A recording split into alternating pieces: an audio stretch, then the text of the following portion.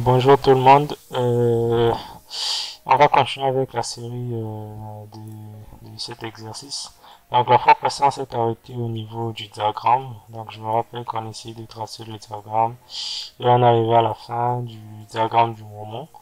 Et pour cette vidéo, on va continuer à partir de la question 3, la question non traitée 4 et 5. Alors, euh, à quel endroit la poutre est-elle la plus sollicitée? Justifiez votre réponse. Alors, pour reprendre, c'est très simple. Donc, on a répondu sur notre feuille de réponse comme d'habitude. Donc, la poutre est plus sollicitée au point B parce que c'est au point B que le moment fléchissant est maximal. Donc, on va déjà voir le point B en question. Donc, le point B, c'est ici. Et au niveau de notre diagramme, disons au niveau de notre diagramme pour les efforts, pour les moments tranchants, on a trouvé que le moment est maximal au point B. Donc c'est bien ça. Donc que ça soit 100 ou plus 100, c'est la même chose. Et, parce que notre diagramme peut être à l'inverse, donc c'est la même chose. Alors, pour la suite,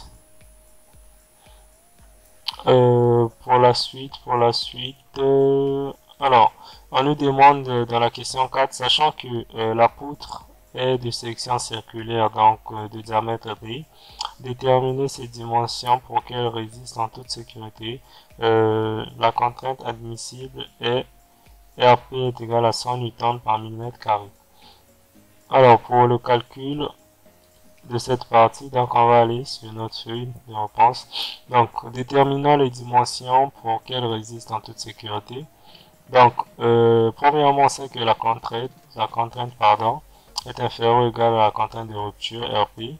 Donc, on a aussi notre formule de la contrainte qui est égale au moment fléchissant maximal divisé par IGZ, qui est le moment quadratique, I divisé par V. V, donc, c'est l'écart qui sépare entre notre point d'application. Là, on veut calculer le point de repère jusqu'au milieu du, disons, de l'élément calculé.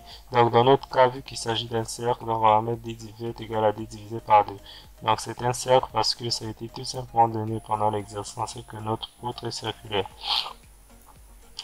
Alors, pour continuer, donc, on peut remplacer tout simplement, donc, on remplace la contrainte par sa deuxième formule qui est là, parce que la contrainte aussi est égale à ça. Et on essaie de tirer, donc on a MF, donc moment maximal, fléchissant maximal, inférieur ou égal à RP fois IGZV, parce que là, il divise, on l'a tout simplement envoyé mutuer de l'autre côté. Donc MF max sur RP est inférieur ou égal à IGZ sur V, avec, donc là, IGZ, c'est tout simplement pi d'écart divisé par 64, donc ça a été donné dans notre petit tableau en annexe de l'exercice. Donc nous avons le cercle, donc on est là, donc c'est pi d'écart divisé par 64. Donc c'est tout simplement ce qu'on a eu à reproduire ici, et le V, je viens de vous expliquer tout à l'heure, c'est le diamètre divisé par 2. Donc, on continue tout simplement, on remplace parce qu'on a eu à illustrer. Donc, on fait MF divisé par RP. De l'autre côté, on remplace. Et puis, DK sur 64 divisé par D divisé par 2. Donc, on fait multiplié par l'effort, pardon. Donc, on a pi DK divisé par 64 multiplié par l'inverse de la deuxième fraction, la règle des fractions, à double barre. Donc, on a ça. Excusez.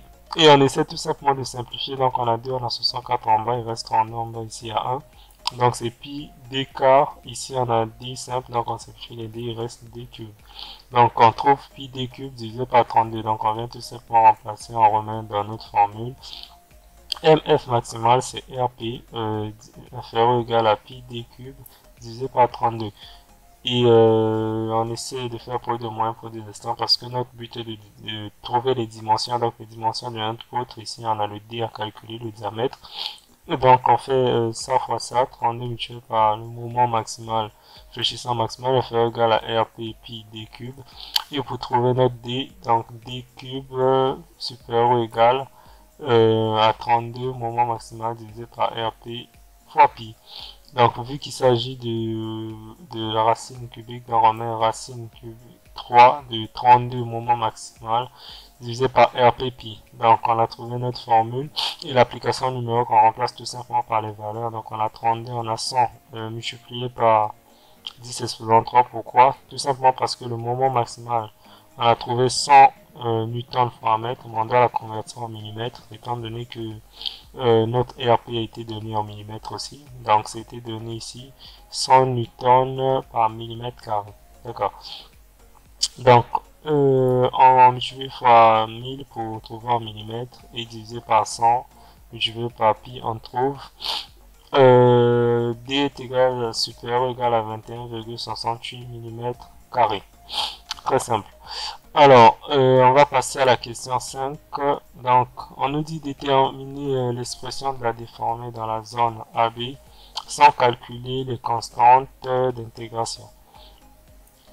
Alors, on est là, détermination de l'expression de la déformée dans la zone AB sans calculer les constantes d'intégration. Donc, on a MF moins maximal qui est égal à EI Y. Donc, on a le moment élastique, pardon, la contrainte d'élasticité, on a le moment quadratique et on a l'équation de la droite Y. Alors, donc en seconde, donc dans la zone AB, on a bien précisé dans la zone AB.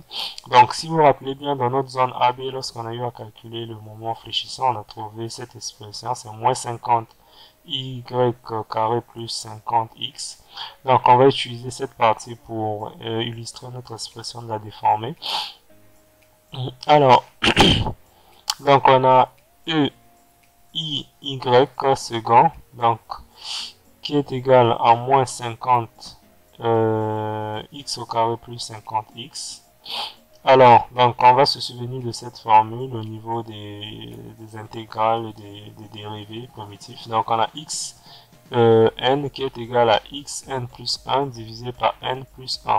Donc pour ceux qui ne se rappellent plus de cette formule, essayez de consulter au niveau de vos formules mathématiques. Vous allez vous souvenir. Donc on a x n qui est égal à xn plus 1 divisé par n plus 1. Alors donc pour la première intégration, pour ne pas faire des intégrales et tout, donc on fait dériver.